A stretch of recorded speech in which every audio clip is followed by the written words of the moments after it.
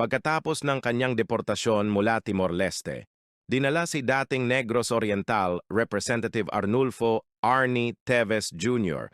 sa National Bureau of Investigation, NBI, sa Pasay noong Huwebes ng gabi. Dumating si Teves sa NBI bandang 11:50 p.m. kung saan isinailalim siya sa booking procedure at medical examination. Ayon sa ulat, pansamantala siyang mananatili sa NBI. Kasama niya ang kanyang ina at abogado na si Ferdinand Topacio na nagreklamo dahil hindi siya pinayagang salubungin ang kliyente sa Villamor Air Base.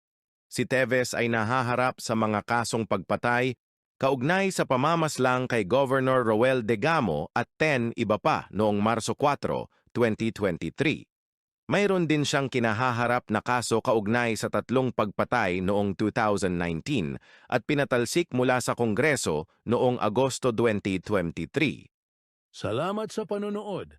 Huwag kalimutang i-like, i-share at mag-follow.